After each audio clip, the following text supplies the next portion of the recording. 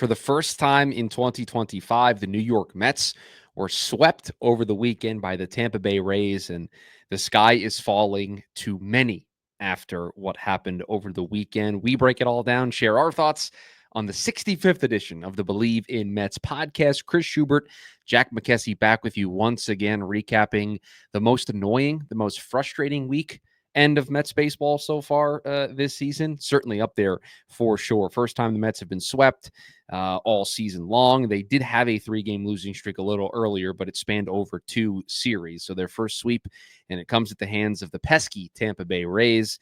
Jack, to many, the sky is falling. I don't know if we're going to talk people off the ledge or if we're going to be just as angry as they will be. How are you, my friend? I am okay because I have to keep things in perspective right now, Chris.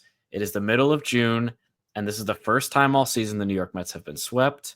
This is also not something that ruins their chances at a division title at this point in the season. No, it's over. People on Twitter told me it's over. Place, despite them getting swept and the Phillies sweeping. I don't know who they're playing over the weekend, but they swept, and the Mets are still in first place by 2.5 games. 3 big series coming up back to back to back, Braves, Phillies, Braves. And I think, Chris, we talked about it offline, but this is a chance for the Mets to show who they are as a team. They got punched in the mouth, and how are they going to come back against divisional opponents over the next 3 series, I think is my main thing that I'm looking forward to. I don't want to dwell too much on this Rays series, but we will because that's our job as podcast hosts. Philly swept Toronto over the weekend as the Mets got swept by the Tampa Bay Rays. And look, I think I find myself trying to be as nuanced as possible when it comes to this because it was the most annoying weekend of the year. It was the most annoying series of the year. And I think I feel that way because some of the things that we were worried about reared their ugly head. But just more importantly, they just picked the worst time of year to play that bad of a series because it leads right into a 3-game series with Atlanta and then Philly and then Atlanta again. So you're questioning everything about this baseball team ahead of what is a very important stretch. And to me, the exciting thing coming out of this series with Tampa is we now get to see what this team is made of. Resiliency has been a calling card for them. It's why they were the last team standing to not lose back-to-back games, right? Resiliency has been their calling card. This is now their point to show their resiliency the most because they got an off day today as we're recording this pod. It's a 3-game set in Atlanta. Everybody is worried about the pitching. Everybody's worried about the hitting with runners in scoring position, just worries across the board for everything. Okay. How do they respond? Do they dust themselves off? Are they able to block out the noise? And are they able to go into Atlanta and take 2 out of 3? I think our tune would change very dramatically if that's exactly what they did in Atlanta. We will kind of laugh off what happened against Tampa this past weekend if that's the case, because it will show this team's ability, I should say, to have a short-term memory. I mean, that's the crucial thing here. Have a short-term memory. You had a bad series. It sucks. You missed opportunities in the first game of the series. You missed opportunities in the second game of the series. The third game was what it was. You were just completely outmatched from the word go. Dust yourself off, have that short-term memory, and just move on to the next series. And so that, to me, is the most encouraging thing. But let's start with this series overall, because to me, my top line takeaway here is the Mets pitching is showing some signs of weakness. This is the group that we had the most question about going into the year. It's the group that has been the most consistent as the year has gone on. Some might argue, myself included, it was the backbone, the strength of this team while the offense was trying to figure themselves out. And now you're starting to see the weaknesses show. Kodai Senga gets hurt. Tyler McGill did not look good over the weekend. Griffin Canning has an ERA over 6 in his last 6 starts. He was not good in the finale of this series. Clay Holmes only gave you 5 innings on Friday. We can talk specifically about that. But right now, I think as it stands, Jack, for me, there are 2 pitchers in this rotation that you feel really comfortable with when they take the mound, that being David Peterson and Clay Holmes. The other 3 spots are question marks and varying degrees of question marks. And that's not something we were saying about this team, let's say 2 weeks ago. And so Sean Manaea coming back is going to be huge. Frankie Montas hopefully coming back and not being the guy he's been on these rehab assignments will be huge. And then it may force the Mets into a position to make an addition to this rotation. But right now, they've asked their 6th, 7th, and 8th starters in their depth charts to carry a lot of the weight here up until this point. And it does seem like the engine in the car is starting to break down a little bit because we didn't get a brand new fast engine.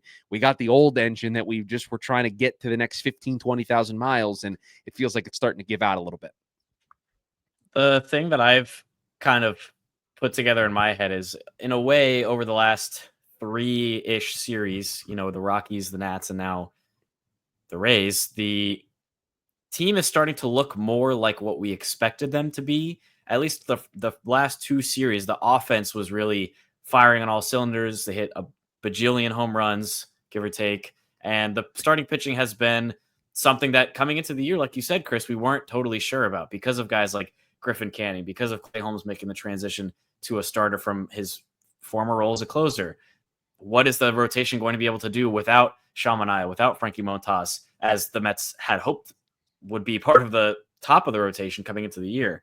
And we're seeing the cracks start to form. Griffin Canning is starting to look more like the pitcher that he had been before coming to the Mets over his last 6 or so starts. There was the Dodger start that was kind of a lone bright spot in this recent stretch for him, but command issues, leaving the ball in the zone in important moments, letting hitters get away from him in counts and giving up big hits in certain moments. We're seeing Tyler McGill look like he has year after year after year, where he has a strong start to the season, and then he starts letting these blow-up outings get to him, these innings where he just can't put away batters, similar to Canning, where he's losing command. He kind of had a weird situation because it was a wet day, and I think that definitely played a part. But all of these cracks, Max Kranick as well, a guy that was kind of a fringe roster spot coming into the year and has struggled a little bit since coming back from AAA. So every little crack is starting to, at least for this series, come together and create an issue. You mentioned the pitching being an issue, and so far the runners in scoring position hitting has also been an issue that continued over the weekend. Yeah, I wonder how differently we would feel, and we don't know because we're not in the situation, but I wonder how differently we would feel if Kodai Senga didn't get hurt and you still had him and Petey and Holmes making up 3 of your 5 guys that were taking the ball every 5th day. I think we'd feel a little better. I mean, just because Kodai has been a Cy Young candidate, that's how good he has been. Peterson has been the ace. He's been the best pitcher on this pitching staff. Him and Senga just go back and forth, and Holmes has been above average. He's been great. And so I think if Kodai didn't get hurt, I think we feel a little bit differently about McGill struggles and Canning struggling and just the weirdness of the weekend, because Shaw Manaea is coming back. And then it's like, all right, now we have 4 really good starters. And then that 5th spot can be a rotation between all these guys to see who grabs that last spot and holds on to it. It just feels differently when you have 3 holes in your rotation that you're trying to fill, and the 2 guys that are supposed to be coming up and coming back from an injury to be able to help you, let's face it, haven't been putting together the best numbers down in the minors. Now, I've said this before, and I'll say it again. I'll repeat it here for the pod. I have a tough time reading into rehab start box scores because you don't know what a specific pitcher is attempting to accomplish when they are out there. There could be a set goal for this rehab start to work on a very specific pitch and the feel for that pitch, and the numbers be damned, right? Whatever the numbers are going to be, you're working on finding the feel for your off speed, your secondary stuff, or you're working on something with your fastball. So I don't want to go to that extreme, just like I don't want to go to the extreme where when a guy down in the minors on a rehab assignment strikes out 12, it's, oh, he's ready to go. He doesn't need any more time. It's like, well, wait a minute. What was the plan here? What exactly were they trying to accomplish? And so the Mets are just in a precarious spot. Season's not over. Season's not done. And they had a bad weekend. And just to put it into its proper context, the Yankees made the World Series last year, just to use the other New York team as an example, 4 times in the first half last year, they had 3-game losing streaks, at least. This is the second time of the year that the Mets have had it happen to them, the first time they've been swept. So the sky is not falling. This happens over the course of 162. I hate the timing of it. I hate now the added pressure that it puts on a Brave series that, let's face it, already was going to have a ton of pressure on it as it is, because there are a lot of people who immediately, when the good times are going good and then that rough patch hits, they love to bring up 2022. It's everybody's favorite pastime right now to bring up how everything was cruising in 2022, and then the injuries that happened in the second half, and then the absolute complete collapse of the offense with what happened in Atlanta at the end of the year. Everybody loves to bring that up. And listen, this is not 2022. This is not the manager from 2022. This is not the roster from 2022. This is not the rotation from 2022. I mean, there are so many. This is not the GM from 2022. I mean, there are so many things that are different from that year. And so I get it. It was a year that was trending to be awesome, and they won 100 plus games, and everybody was super excited, and it ended in absolute disappointment. I understand it, but to compare this team to that team, to me, I think you're grasping, and I think you're looking to be negative. I think you're looking to just relive that old trauma instead of embracing this team for what they are. Point out their flaws. Point out that right now their rotation's got 2 starters. Point out right now that they went 2 for 16 the other night with runners in scoring position. Point out that the other day they basically gave the game away because Clay Holmes couldn't go more than 5 innings. Like they just gave the game away because they didn't have a good plan, and Paul Blackburn came in and just gave it up. And those things are going to happen. It's 1 of 162. Again, if they take 2 out of 3 from Atlanta, they have a good weekend against Philadelphia.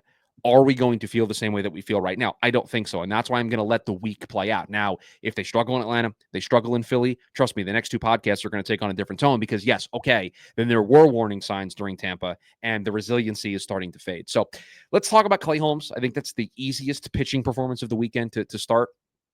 I'm not worried about Clay. I think going from being a closer to being a starter and then starting in that environment in Coors Field, I just think he was worn down. I think he was just a little tired. He said that his body just didn't recover the way he thought it was going to. And so the Mets, knowing that he has an increased, workload this year, saw this as an opportunity to say, hey, you're going to start, but we're going to put a governor on you for this outing. And the Mets, I don't love the plan. I didn't think it was a good plan to have Paul Blackburn be the piggyback there, but that's clearly what they were trying to do. And it just blew up in their face. It just was an absolute disaster because Paul Blackburn didn't have it. And so I wonder, do we feel differently about this series? If Clay Holmes is able to give you the 6 or 7 that he was trending to be able to give you, his pitch count was in a place where if he didn't start in Colorado the start before, he's out there, he's playing, he's pitching, it's not a problem. And they probably win that game because they had a hold on it at that point. So that's the one game of the series that you feel like you gave away because of you were in control, you were cruising. Clay Holmes was great, and then all of a sudden you just took him out, and everyone was like, what is going on? And it made sense when they explained it afterwards. But a tough one to lose that first game of the series, and I think that unfortunately set the tone for the rest of the weekend. Yeah, it did. It was interesting in the moment because, I mean, I had the same reaction as most Mets fans did, which is why is Clay Holmes being pulled so early? We were talking about it, especially, obviously, hindsight's 2020, but once Blackburn and Kranick gave up every run ever to blow the lead and turn the game around completely, it didn't make any sense. And then to hear that from Mendy after the game that, he had a pitch count because he had been experiencing discomfort, it kind of goes back to what we were talking about last time, Chris, where you said, I don't know how to feel about Clay Holmes down the stretch, maybe in the second half of the season, when you look at what the Mets' needs are come trade deadline season, which is only a month and a half away now. Like adding another starter, getting a guy that can throw more innings and get you deeper into games and just be able to pick up the innings that Holmes maybe isn't able to. It manifested in this past start, right? Where he's reached like his career high in innings pitched already, and it's mid-June. And you start to think, well, guy who's formerly a closer turning into a starting pitcher, like this was something the Mets had to consider when they brought him in. The results have been fantastic. Like his starts have gone really well, and this start went well. Like this the start numbers, went well too. He was great in this start. Great. But the problem is just the taxation on the arm. And we talked about it in the context of last season starters with Sevy and Manaea having not pitched that many innings in the years prior. And eventually these guys are going to hit not necessarily a wall. I would say this is more of a speed bump for Clay Holmes right now. I just start to get concerned if this is something that continues down the road. But right now, I'm not worried about it. As I'm also not too worried about Paul Blackburn because he mentioned it after the game. He's not a bullpen guy. He's a starting pitcher that the Mets have kind of shoehorned into the bullpen because of what the roster looks like right now, what the roster needs. And he's going to make his start this upcoming series against the Braves. We'll see if the results are different, but I'm not concerned based off of one relief appearance /2, if you count the Rockies one as well, where it's like, he's just kind of there to give depth. He didn't have it coming out of the bullpen in this game. He's not a usual bullpen guy, just like Holmes is not normally a starter. And it was kind of like things went well for Holmes, didn't go so well for Blackburn. And you could point to that and blow it up and say it's the biggest deal. It's going to be a sign that the Mets are falling apart. but I'm not ready to jump on that yet. I don't have that kind of negativity quite yet. Yeah, I was ready to take the victory lap when I saw Holmes get pulled after 5 on Friday because I've been warning about this. I've been warning it, just the numbers just of where Clay Holmes was trending told me at some point they were going to put you used the word speed bump, I've used the word governor, that they were going to have to manage this. And when they took him out after 5, my immediate thought was, boy, they just are trying to limit his innings. They have a 5-1 lead at the time. He'd given them 5 great innings. We have a great bullpen. We're going to trust them. This is our chance to buy him some innings late in the season. And then to find out later they're saying it was because he didn't feel right after Colorado. That actually made me feel better. Yeah. Because then it took my theory off the table of they're trying to manage his innings. It was no, he just didn't feel right, so they weren't going to push it. And my assumption, based on what they're saying, is that he should be okay for his next start. Like this shouldn't be a thing. It was just because of coming off of that start in Colorado that they needed to do this. Okay, fine. I'm going to give you that. But if we are having this conversation again, then I wonder if it's time to discuss adding somebody else to this rotation, because you're down Kodai Senga. You don't know when he's going to come back. You don't know what Montas and Minaya are going to give you. And so then you all of a sudden have these questions about the pitching staff. It was Tyler McGill in the second game of this series, and it was a blow-up inning, and it was a blow-up inning that he could have gotten out of. He allows the home run to start the inning that ties it at 2. He gets some base traffic, and then the play where it all goes south for him is the ball that he misplays, the bunt that is played right in front of him. Didn't have a chance to get the runner at home, but you have to at least get the out at first base, and he doesn't. And okay, you don't get the out, you don't make the play. You then strike the next guy out to get the second out of the inning. You are now 1 out away from this being a 3-2. Yes, you gave up the lead. Yes, now the Mets have to come back. But 3-2 is so different than 6-2. And he was 1 out away. And instead of getting out of the jam, it was hit after hit after hit. And before you could before you could even blink, it was 6-2, and the Mets were behind the 8 ball, and they were never able to recover. And so it's just, I know he's upset with himself. I know he's frustrated that he doesn't make the play, but he got the next guy out. It was a strikeout. So you're 1 out away from getting out of it. I would consider leaving that game at 3-2, getting out of it. He didn't have a complete meltdown. 2 runs, okay, you coughed up the lead. It's a 1-run game. The pressure's now on Tampa. They got to manage their bullpen. They got to try to get these outs. It's one swing with this lineup, with the power that they've had recently. You're right back in it. But instead, you have the complete blow-up inning. You give up 5 runs. And now you tell your team, hey, you got to come back from being down 6-2 instead of being down 3-2. And so that's where the game went. That's where the game went south for Tyler McGill. And you could see the frustration on his face, and rightly so, when he got taken out of the game. It's starting to look like a worrying trend, Chris, right? Because kind of what happened against the Rockies in that, I believe, the final game of that series, where he had 4 hitless innings, and then all of a sudden things started to get a little shaky. You saw signs of shakiness early in the start, and then in the 5th inning, all of a sudden guys were getting hits and piling up runs, and the meltdown looked like it was starting. And this is just kind of the trend that we've seen from McGill over the past few years. Like, it's clear when you look at his splits for month-by-month ERA, he's strong to start, and then when things start to get shaky later in the season, not even that late, May, June, he can start to slip. And that was another time against the Rays just now where that happened again, and it left the Mets completely out of the game, like you said. Yeah, he's not guaranteed a rotation spot right now. I'm willing to guarantee 2 rotation spots: David Peterson and Clay Holmes. And then when Kodai Senga returns, he gets a 3rd spot. But right now, the Mets have 3 rotation spots open, and there's nobody that has a lock on any of them. And so Frankie Montas is coming back. He's closer than Minaya. I think he's going to get a chance to win one of those rotation spots. When Sean Minaya comes back, you assume that he's going to pitch good enough or well enough to get one of those rotation spots. You would think, based on the body of work last year and how good he looked leading up to the start of this season. Nothing else besides those 2 guys right now is guaranteed for me. And so somebody has to grab hold. I don't think it's going to be Tyler McGill. I mean, I'm long on the record here that I'm off the bandwagon. I will not hop back on. There's just too many moments like this. There's just too many starts like this on the resume to where I can't overlook them anymore. I can't overlook these starts in these spots. You want to be a rotation guy, you're a stopper in that moment, and you don't allow that to go beyond 3-2, and you give your team a chance. Instead, he makes the critical mistake that prolongs the inning, and look what happens. It's interesting in a way, because like this start And some of McGill's recent starts kind of remind me of old David Peterson and kind of how his outings would Yeah. go, where he'd let a runner on, like a single runner, a lot of full counts, a couple walks, and all of a sudden, like, he's not throwing his stuff in the zone. He's leaving it open and or over the zone and allowing guys to get on base with hard hit balls. Like, and we've seen Peterson kind of have this metamorphosis into a legitimate ace level starting pitcher. McGill has not been able to do the same. And like you said, that leaves his rotation spot completely in the air. And I also want to say real quick, because you mentioned it before, but Montas and Manaea struggling in rehab starts, like, there's no reason to panic on that yet at all. You mentioned because rehab starts, you don't know what they're working on, but especially for these two guys who still haven't pitched at the major league level, like, this is almost their spring training right now, or like the results do not actually matter. They do for the minor league teams, I guess, but like when they get to the majors, what they're throwing right now is going to look a lot different. Like, they're maybe working on whatever. This is their spring training essentially. So don't worry about what they're going to look like when they come up and join the rotation.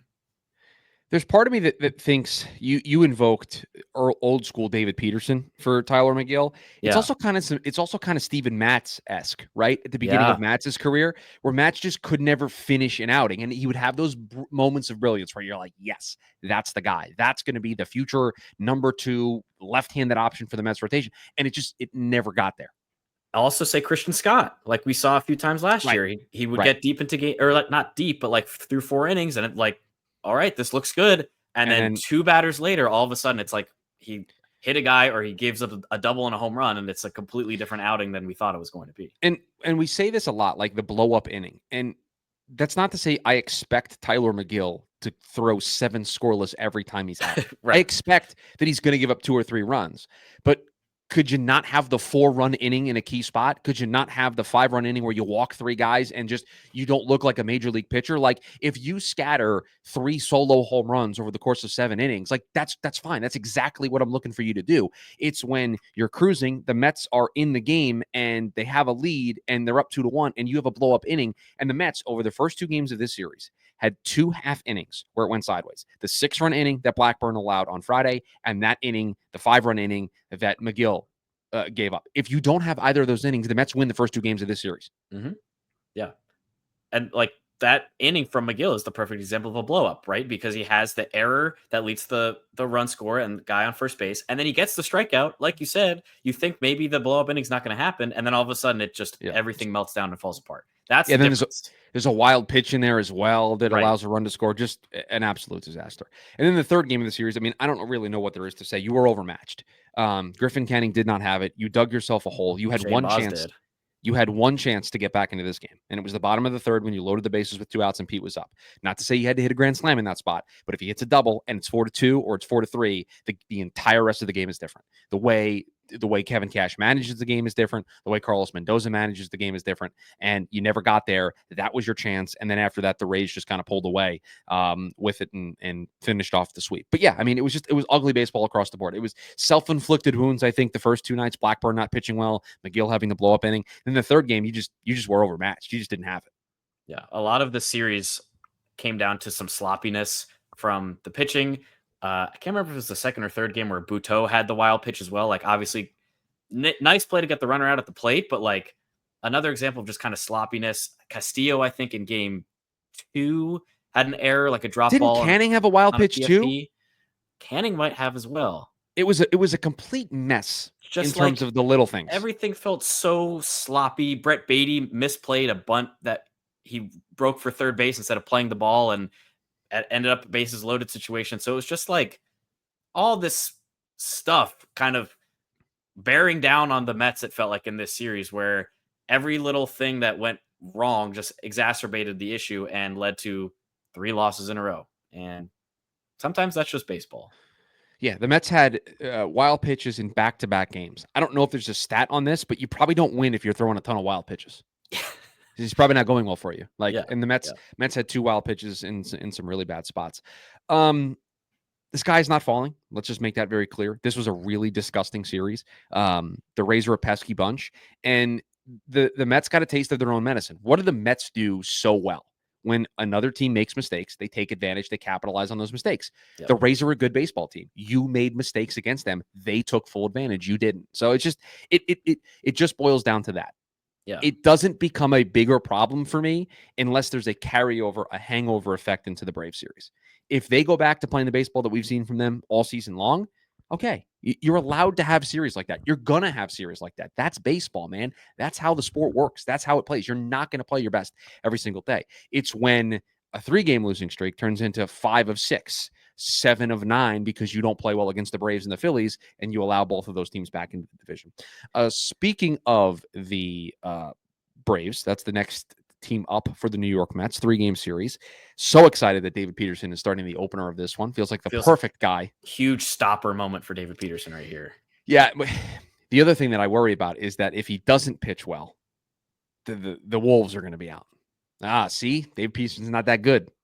This was his moment. He couldn't live up to the pressure. So as a David Peterson stan, as somebody who's proclaimed him as the ace of this pitching staff, I'm very much looking forward to David Peterson against Spencer Schwellenbach in the first game of this series. And then in the most lopsided pitching matchup of all time, it is Paul Blackburn and his 6.75 ERA against Chris Sale and his 2.79 ERA. Mm-hmm. And then in the finale, it's Clay Holmes against Spencer Strider. So some good pitching here for the Braves, some good pitching here for the Mets, the 2 starters that you'd like to see in a series like this. You get them. Hopefully Blackburn can be more like the guy we saw in LA against the Dodgers than he was in the 2 relief outings. But boy, coming off of this sweep, what a very exciting, intriguing, interesting series for the New York Mets. And I'll tell you, this I think says a lot about the team and the way I feel about the team. Game ended on Sunday. I was ready for the Brave series. I'm like, let's go. I'm like, let's see. Let's see what you got. Like, it was almost like I was looking at the team going, okay, you want me to take you seriously? You want to be the best team in baseball? Prove it. Yeah, exactly. And like, I'm going to be this is the perfect test, right, Chris? Because coming off of a sweep, it's like, well, you're going into your house of horrors, Truist Park in Atlanta, a place that historically meltdowns have happened for the Mets, and they just got punched in the mouth at home. For the first time all season, they lost the series at home, and they got swept in the process. So now you go to Atlanta, you face some tough pitching. Their three best starters in Schwellenbach, Strider, and Sale. Say that 5 times fast. Yeah, it's tough. And you have 2 of your best starters as well. You hope the offense can come through against a bullpen that's been shaky, a team that's 8 games below 500 and 13 games back in the division. Show me the money, Mets. Show me that this is the team that I've seen play and be resilient all season. Show me that this is the moment to show me and make me believe. A couple quick odds and ends before we get out of here. Shout out to our starting all-star shortstop, Francisco Lindor, who currently leads all shortstops. And honestly, it's not even particularly close. He has more than 400,000 more votes than Mookie Betts. Over a million votes. Number 2. Yeah, Mookie Betts is at 597,000. Pete is second among first basemen. He's got some work to do. We've got some work to do. He's about 300 or so, less than 300 or so thousand behind Freddie Freeman for the first base spot. And then Soto is 4th among outfielders. And then Nimmo is 10th. So 2 Mets inside the top 10 there. So if you are into that sort of thing, please go and vote for the New York Mets to be there, to be in the All-Star game. And well-deserved that it looks like Francisco Lindor is going to get his first All-Star appearance as a Met. And he'll be wearing his Mets jersey because they are going back to wearing their actual team jerseys on the field in the All-Star game. So that's very exciting. I'm glad that intelligence prevailed there, and I don't need to watch those hideous jerseys on the field. Yeah. You have here in a note that I did not see that former Met Wilson Ramos retired over the weekend. I did not see this. He did. He officially retired as a member of the Nationals, which I think is not surprising to people who've been. Did not retire as a member of the New York Mets. No, shockingly not. But yeah, Wilson Ramos retired. Happy trails to Wilson Ramos. Yeah. But returned to Washington, signed a 1-day deal, I think, and called it a career. I won't say that I have a lot of amazing memories of Wilson Ramos, but he had a few moments back in the late 2010s, early 2020s with the New York Mets team as their starting catcher. There's a new third baseman out in San Francisco in the National League West as Rafael Devers was traded. Is he a third baseman? Is he a first baseman? Is he a DH? You know what? These are the important questions. This is why they pay you the big bucks. Rafael Devers traded from Boston in one of the weirdest trades I've seen. It feels like baseball's version of the Luka Doncic trade. Yes. In so many ways. I'm not surprised though. Like the Luka thing shocked me. The Luka thing was surprising that they did that. Everybody could see that this is where this was heading. They were on a collision course towards the trade. Like he didn't want to be there. They didn't want him there. They couldn't see eye to eye. It was bad. It just, I don't understand the return that the Red Sox got here is like, they didn't get anyone that I'm like blown away by. Tibbs is an interesting piece. I think Tibbs will be a player that they'll flip down the road for something. I don't think Tibbs will ever play in the big leagues for them. Hicks is whatever. I mean, the Giants tried to do with Hicks what the Mets did with or what the Mets did with Holmes, and to a certain extent Manaea, making him a starter. It didn't really work. Yeah, I mean, the big thing from the deal is they freed themselves up of the money, and I do think there's something to be said about Breslow isn't the guy who acquired Devers. Breslow isn't the guy who gave him the contract. And so Breslow doesn't have the attachment to Devers the way that Chaim Bloom did, or the way that in football a GM has when they make a draft pick on a quarterback. They're married to that quarterback. And if it works, great. If it doesn't, it's on them. Breslow didn't pay him. Breslow didn't acquire him. Breslow didn't, put him on the big board of this is who I'm building this next team around.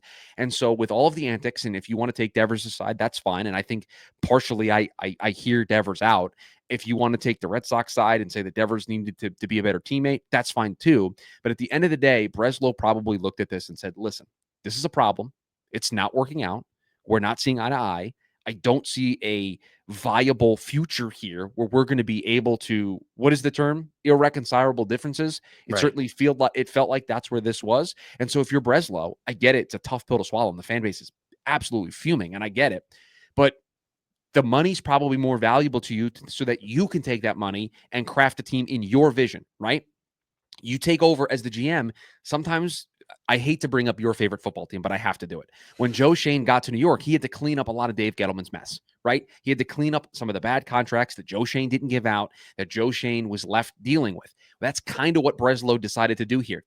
I didn't sign up for this. This is a problem. I'm not making it my problem. I'm sending him to San Francisco.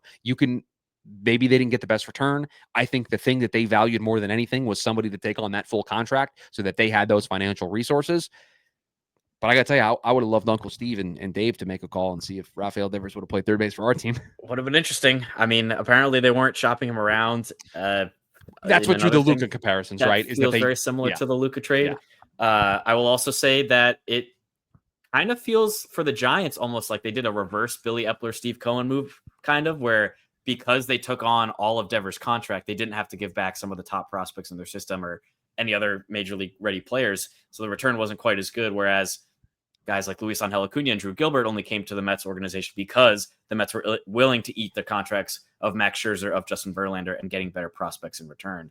I'm just baffled that this is coming off of a sweep of the Yankees at Fenway. That and to go over 500 for the Red Sox. Well, that's how you attempt to just use up all the goodwill that you earned by sweeping the Yankees. You're feeling really, your shoulders are a little bit, you're standing a little taller today, and you're like, yeah, we're going to trade Rafael Devers after we sweep the Yankees. Crazy, insane. The last thing that we have on our quick notes is something that you brought to the table. I saw this in real time, but Andrew McCutchen quote tweeted a tweet from Ben Yoel, who said, "You can't convince me MLB isn't using dead balls," and it is the video of the ball that Juan Soto hit that did not get out in the bottom of the eighth inning in the game that the Mets lost Friday night, where it looked like he had tied the game, and the thing did not get out. There are not many times throughout the course of the year where, while watching the game and taking notes and being a fan, like I jump out of my seat and scream. I thought he got it. Like I jumped out of my seat. He thought he got it too. And then I had to apologize to the rest of my family in my house because they were like, "Are you okay?" And I'm like, "Yeah, I thought it." Because it's hard to go out into the living room and be like, "Yeah, I thought he hit a home run and he didn't." Like I felt ashamed. Like if he hits the home run, it's warranted, right? The screaming is warranted, but he didn't, and it just made me feel terrible. Yeah. But McCutchen quote tweeted this and said that he had kind of been asking about what's going on here, and basically like, yeah, like I don't think it may not be by design, but the ball is like deader than it normally is. Yeah, according to McCutchen and his sources, obviously MLB veteran, plays for the Pirates, His source is what he said he was told by a rep at MLB. Like, he just outed who he talked, not like the name, but he just outed who he talked to. We haven't gotten anything official from MLB, but according to McCutcheon's source, the seams on the ball have been generally higher than they had been in years past, which means that the seams elevation creates more drag on the ball, which deadens it when it's in the air. And so balls that had been carrying in the past couple of years are not carrying quite as far this year, and we're seeing it in plays like on Friday night when Juan Soto seemingly hits a ball to the moon and it does not even go out of the ballpark. Please do not take this as the reason why the Mets lost on Friday. That's not why we're. Yeah. It's not why we're bringing this up. This is not cope. But it was interesting that a player hopped into the discourse and said, "Yeah, I've been asking about this too, and something does seem to be up." It's not just us as fans. Like, it's the players are noticing, and MLB allegedly, according to Andrew McCutcheon, has said, "Yeah, we're trying to figure it out as well." That is going to do it for us here on this edition of the Bleav in Mets podcast. A frustrating weekend for the Mets, but leading into a very exciting stretch of baseball against some NL East opponents. So very much looking forward to seeing how this team responds starting tomorrow night when they take on the Atlanta Braves. We'll be back to recap this Brave series, and hopefully the positive vibes are back. Hopefully the Mets dust themselves off and they show that resiliency and we get some quality starting pitching, which was certainly missing over the weekend. If you want to catch the video version of the show, you can do so over on YouTube. Just search Jack McKessy, McKessy. Subscribe over there, and you can check out the video version of the show. If you're listening to us in the podcast feed, do us a favor, rate, review, subscribe to the show, share the show with a friend, family member, other Mets fans in your life. Please do us that solid. It helps us out a great deal. Like I said, we're back to recap the Brave series. So enjoy the baseball over the next couple of days. We'll be here to break it all down. And as always, let's go Mets. Let's go Mets.